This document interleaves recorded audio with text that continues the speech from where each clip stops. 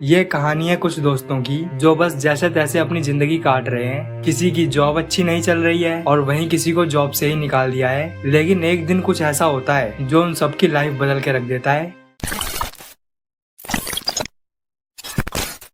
सबसे पहले आप में से उन सभी लोगों को थैंक यू जिन्होंने भी 16 नीन मांगा रेकमेंड करी थी, क्योंकि यार ये क्या मांगा थी।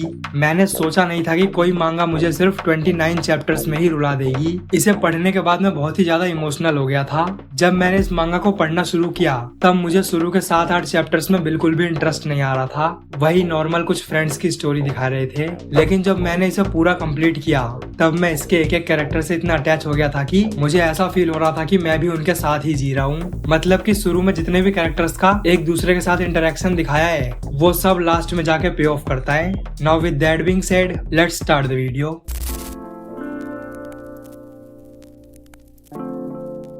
ये कहानी है 5 दोस्तों की जो कॉलेज पास आउट हो चुके हैं। वो सब अपनी फैमिली से दूर टोक्यो मूव कर चुके हैं ताकि वो एक अच्छी जॉब कर सकें। हमारी मेन लीड है मीको जो अपने बॉयफ्रेंड के साथ रहती है। मीको फुल टाइम जॉब करती है और उसका बॉयफ्रेंड तानेदा पार्ट टाइम जॉब करता है। एंड ऑब्वियसली यहाँ मीको ही अपना और तानेदा का खर्चा उठाती है क्योंकि वो एज ए इलस्ट्रेटर एक प्रेस कंपनी में पार्ट टाइम जॉब करता है, तो उसकी उतनी ज्यादा भी सैलरी नहीं है। एंड इसके बाद हम आते हैं सीरीज के दूसरे कपल पर जो है कातो और आई। कातो अभी भी एक कॉलेज स्टूडेंट है क्योंकि वो मेरी ही तरह पढ़ने में अच्छा नहीं है। उसकी बार बार ईयर बैक लगती रहती है। वो अपनी गर्लफ्रेंड आई के साथ रहता है। आई एक क्लोथिंग स्टोर में काम करती है। और अब आते हैं अपने लास्ट कैरेक्टर पे जिसका नाम है यामादा, लेकिन सब उसे प्यार से बिली बुलाते हैं। एंड ये मेरा सेकंड रिलेटेबल कैरेक्टर है क्योंकि ये भी अभी तक सिंगल है। यहाँ बिली काम करता है एक मेडिकल शॉप पर और वो अपने पेरेंट्स के साथ रहता है। तो जैसा कि मैंने बताया कि यहाँ मीको अपनी जॉब से काफी परेशान है, या यूँ कह लो कि उसका ये जॉब करने का मन नहीं करता है। तो एक दिन वो घर आके तानेदा से बोलती है मैं सोच रही हूँ कि मैं अपनी जॉब छोड़ दूँ, लेकिन फिर उसे याद आता है कि घर का ज्यादातर खर्चा उसकी सैलरी से ही चलता है। तो वो बोलती है कि नहीं, मैं बस मजाक कर रही हूँ, मैं ऐसा कुछ भी नहीं करूँगी। लेकिन यहाँ तानेदा समझ चुका है। वो बोलता है कि अगर तुम्हें अपनी जॉब छोड़नी है तो फिर छोड़ दो, सब कुछ अच्छा ही होगा, क्योंकि चाहे कुछ भी हो जाए हम दोनों हमेशा साथ रहेंगे, मैं सब कुछ संभाल लूंगा। और ये सुन के मीको बहुत ही ज्यादा खुश हो जाती है। वो अगले ही दिन रिजाइन कर देती है। बट जब वो ये बात तानेदा को बताती है तो वो बोलता है आखिर तुमने ऐसा क्यों किया। तो मीको उससे बोलती है कि तुमने ही तो कहा था कि अगर तुम्हारा मन कर रहा है तो छोड़ दो। जिस पर तानेदा बोलता है तब मैं नींद में था, मैंने कुछ भी बोल दिया था।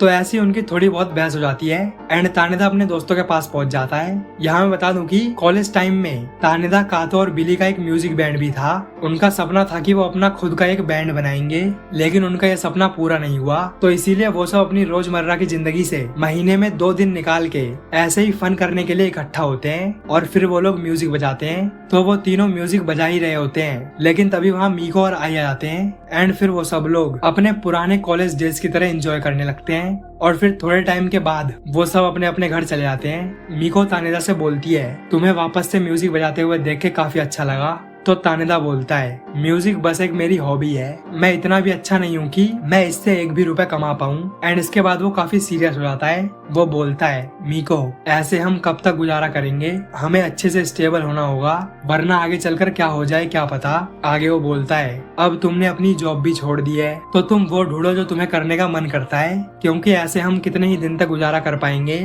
ये सुन के मीको उससे सॉरी बोलती है कि मैं कल से 1 भी दिन बर्बाद नहीं करूंगी।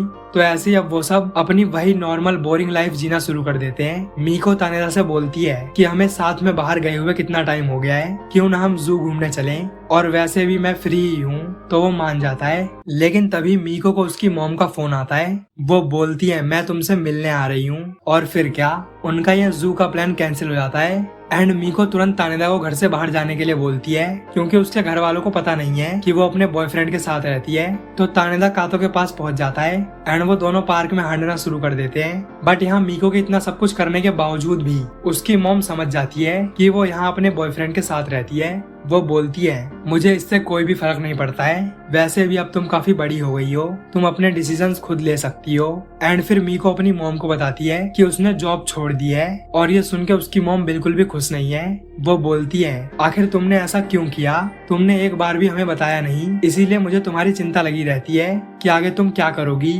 तो वो बोलती है अभी मैंने सोचा नहीं है, लेकिन मैं देख लूंगी। फिर उसकी मॉम उसे और भी ज्यादा सुनाने लगती है कि तुम घर वापस आ जाओ, तुम ऐसे नहीं रह सकती हो। और ये सुन के मीको और भी ज्यादा गुस्सा हो जाती है। वो बोलती है मुझे पता है मुझे क्या करना है, हम अपना ख्याल रख सकते हैं, आपको हमारी चिंता करने की कोई जरूरत नहीं है। और इतना बोल के वहाँ से भाग जाती है। एंड फिर उसकी मोम वापस चली जाती है। एंड वहीं दूसरी तरफ हम देखते हैं कि कातो कॉलेज में होता है, जहाँ उसकी मुलाकात रित्सुको से होती है। वो एक फ्रेशमैन है एंड वो भी अपना एक बैंड बनाना चाहती है, या यूं कह लो कि वो एक सिंगर बनना चाहती है। तो कातो और उसकी दोस्ती हो जाती है। अब यहाँ आप लोग रित्सुको को याद रखना, क्योंकि इसका आगे चलकर बहुत ही इंपॉर्टेंट रोल है। एनीवेज, तो ऐसे ही थोड़ा टाइम बीतता है। एक दिन अचानक से मीको तानेदा से पूछती है क्या तुम्हारा मन अपनी जॉब में लगता है? तो वो बोलता है कि मैं ये तो नहीं बोलूंगा कि मुझे वहाँ मजा आता है, लेकिन तुम ये सब आखिर क्यों पूछ रही हो? तो वो बोलती है क्या तुम सच में म्यूजिक बजाना चाहते हो तो आखिर तुम करते क्यों नहीं? इनफैक्ट तुम अपना बैंड वापस से शुरू कर सकते हो। तो वो बोलता है इसका कोई भी फायदा नहीं है, क्योंकि मैं इस चीज में भी एवरेज हूँ, मैं इतने कंपटीशन में कैसे कम्पीट करूंगा। तो मीको थोड़ा चिल्ला के बोलती है मेरे पास टैलेंट नहीं है, मैं इतना भी अच्छा नहीं गाता हूँ, तुमने हमेशा यही एक्सक्यूज दिया है, तुम बस डरते हो कि अगर तुम गंदा गाओगे तो लोग तुम्हारे बारे में क्या सोचेंगे, क्योंकि तुम्हें म्यूजिक बहुत पसंद है। आगे वो बोलती है अगर तुम कभी ट्राई ही नहीं करोगे तो तुम्हें पता कैसे चलेगा कि ये अच्छा है या बुरा, और अगर ये काम नहीं किया तो हम कुछ और सोच लेंगे, लेकिन एक बार तुम ट्राई तो करो। और ये सब सुनने के बाद तानेदा वहाँ से चला आता है एंड वो दिन भर इसी के बारे में सोचता रहता है। वो फाइनली डिसाइड करता है कि एटलीस्ट एक बार उसे फिर से ट्राई करना चाहिए, क्योंकि पता नहीं उसे ये मौका दोबारा मिलेगा या नहीं। तो वो बिली और कातो को कॉल करता है एंड वो लोग प्रैक्टिस करना शुरू कर देते हैं, जो देख के आई और मीको काफी खुश होते हैं। एंड वो हफ्ते में 4 दिन निकाल के एक स्टूडियो में प्रैक्टिस करना शुरू कर देते हैं, जहाँ बिली और कातो ड्रम्स एंड बेस देखते हैं और तानेदा गिटार के साथ साथ गाने के लिरिक्स और सिंगिंग करता है। एंड अब तानेदा ने अपना पार्ट टाइम जॉब भी छोड़ दिया है ताकि वो अभी के लिए सिर्फ इसी पर फोकस कर सके। तो वो तीनों काफी प्रैक्टिस करने के बाद अपना गाना रिकॉर्ड करते हैं, जिसका नाम है सोलानिन, और यहीं से इस मांगा का नाम पड़ा है। तो वो गाना रिकॉर्ड करके बहुत सारी सीडीज में कॉपी करते हैं एंड उन्हें एनवेलप्स में डाल के अलग अलग रिकॉर्ड लेवल कंपनीज को भेज देते हैं। अब बस उन्हें इंतजार करना है कि कोई म्यूजिक कंपनी उनका गाना सुने और उन्हें लॉन्च करने के लिए मान जाए। तो रिकॉर्डिंग्स भेजने के बाद वो सब फायरवर्क्स देखने जाते हैं, वहाँ वो काफी एंजॉय करते हैं। और अब ऐसे ही कुछ दिन बीत जाते हैं एंड फाइनली उन्हें एक रिकॉर्ड कंपनी से कॉल आता है। तो वो सब खुशी खुशी उनसे मिलने पहुंच जाते हैं, लेकिन वहाँ जाके उन्हें पता चलता है कि उन्हें इसलिए नहीं बुलाया है कि वो लोग उन्हें as a new band launch कर सकें, बल्कि वो लोग चाहते हैं कि जो उनकी एक नई फोटोशूट मॉडल है ये लोग उसके सपोर्टिंग बैंड बने, यानी कि वो जहाँ भी जाएगी, जहाँ भी शूट करेगी, ये लोग उसके पीछे एज अ बैंड काम करेंगे, ना कि अलग से इंडिविजुअली। और ये सब सुनने के बाद तानेदा काफी उदास हो जाता है कि उसने बड़ी मुश्किल से ये सब दोबारा शुरू करने की हिम्मत जुटाई, लेकिन फिर भी कुछ नहीं हुआ। और उसे ऐसे देख के मीको खुद ही उनका प्रपोजल रिजेक्ट कर देती है एंड वो लोग वहाँ से वापस आ जाते हैं। और अब काफी टाइम बीत जाता है, लेकिन उन्हें किसी और कंपनी से कोई रिस्पॉन्स नहीं मिलता है। तो एक दिन तानेदा मीको को अपने साथ बोट राइडिंग के लिए ले जाता है और वहाँ वो अचानक से बोलता है मीको चलो हम ब्रेकअप कर लेते हैं। एंड ये सुन के मीको बिल्कुल चौंक जाती है कि अचानक से तुम ये क्या बोल रहे हो, और तुम्हारे बैंड का क्या? तो वो बोलता है अब वो बैंड बंद हो चुका है। तो वो बोलती है नहीं, तुम ऐसा नहीं कर सकते हो, तुम ऐसे बिल्कुल नहीं हो।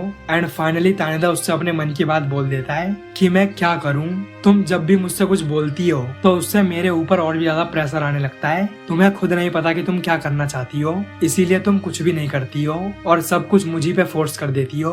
और ये सब बोलते हुए वो अपनी कैप निकाल रहा होता है, लेकिन तभी उसका चश्मा नीचे गिर जाता है। तो मीको तुरंत उसे पकड़ने की कोशिश करती है, लेकिन तभी उनकी बोट डिसबैलेंस हो जाती है और वो पानी में गिर जाती है। बट यहाँ वो बोट को पकड़ लेती है। मीको बोलती है तुम झूठे हो, तुमने कहा था कि तुम सब कुछ संभाल लोगे, हम दोनों हमेशा साथ रहेंगे, लेकिन अब तुम ब्रेकअप करना चाहते हो। तो तानेदा उसे सॉरी बोलते हुए गले लगा लेता है एंड फिर वो दोनों पानी में गिर जाते हैं। लेकिन वहीं पास में कुछ लोग होते हैं, तो वो लोग उन्हें निकाल देते हैं एंड फिर वो दोनों घर वापस चले जाते हैं। अब यहाँ इस सीन के थ्रू हमें यही दिखाया जा रहा है कि वो दोनों कितने ज्यादा होपलेस हैं, कितने ज्यादा डिप्रेस हैं, उन्हें समझ नहीं आ रहा है कि आगे वो क्या करेंगे।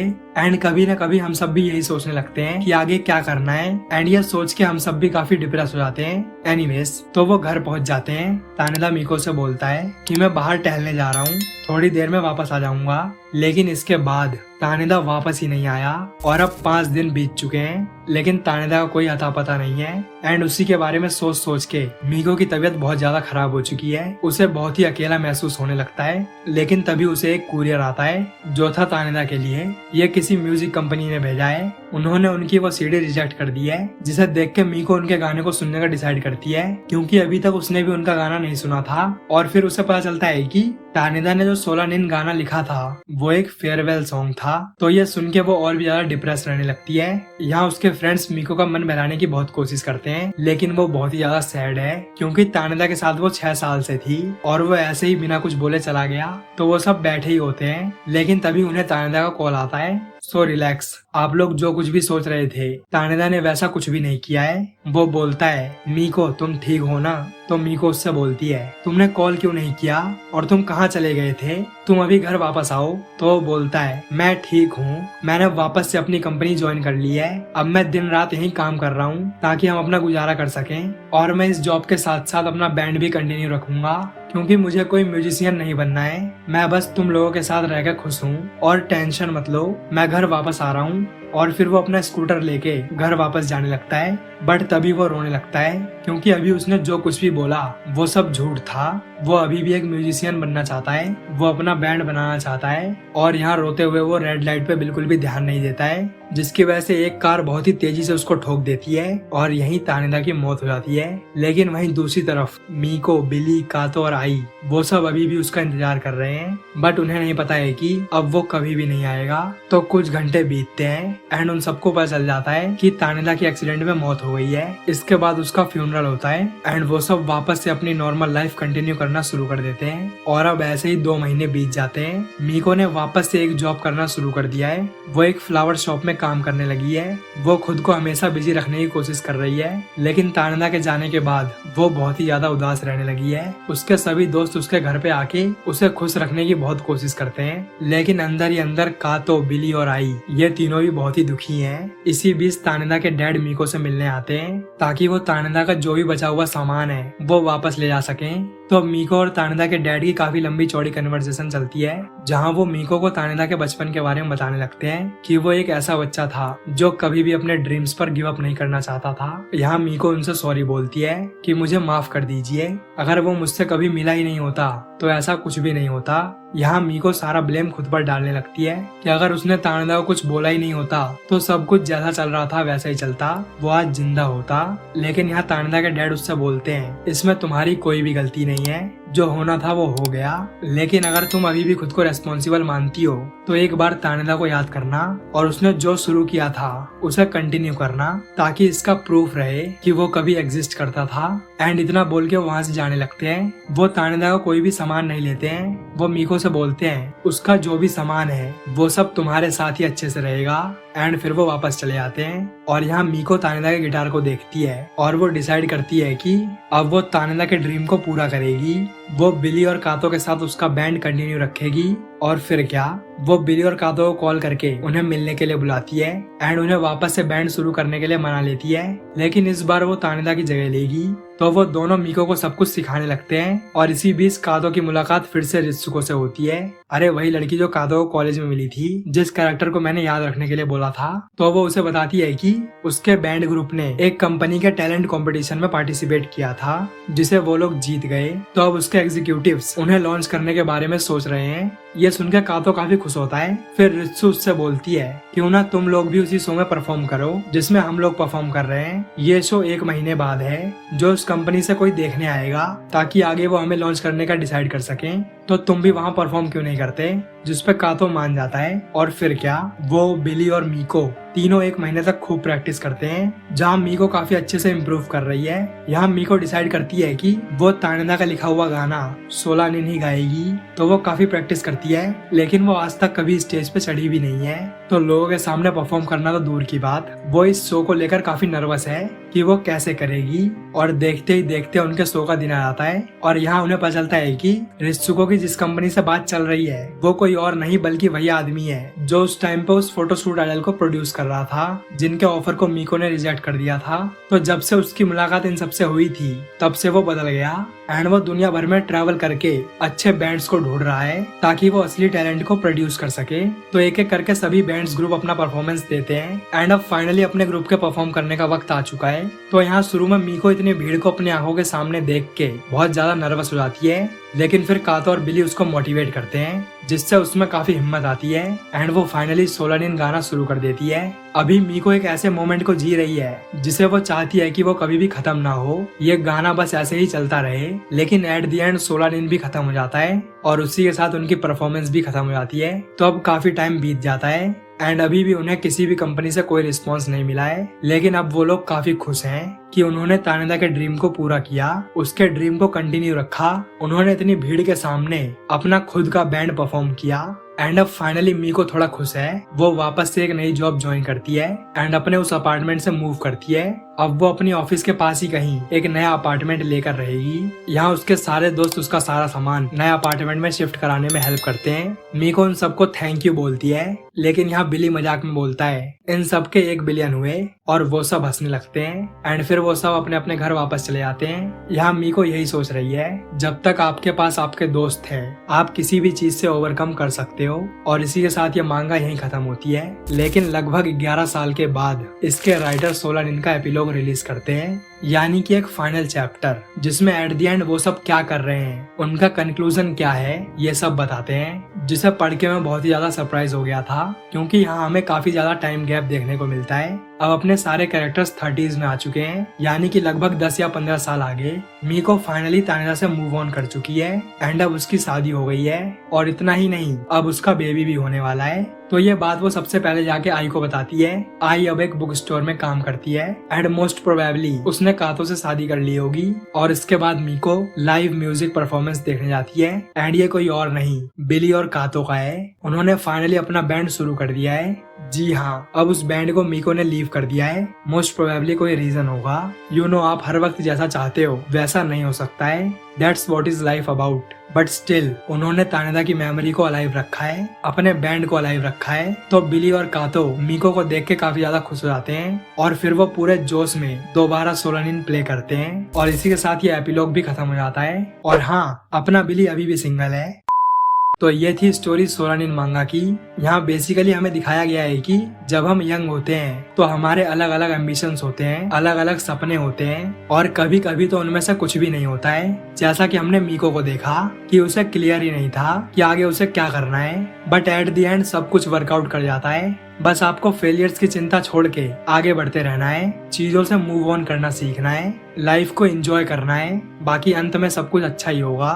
तो ये थी वीडियो सोलानिन मांगा पे। मुझे इसे पढ़ने और वीडियो बनाने में काफी मजा आया। आई होप कि आपको भी ये वीडियो उतनी अच्छी लगी होगी एंड ऐसी और भी अमेजिंग वीडियोस देखने के लिए वीडियो को लाइक और चैनल को सब्सक्राइब जरूर करें। So thanks for watching this video. मिलते हैं नेक्स्ट वीडियो में।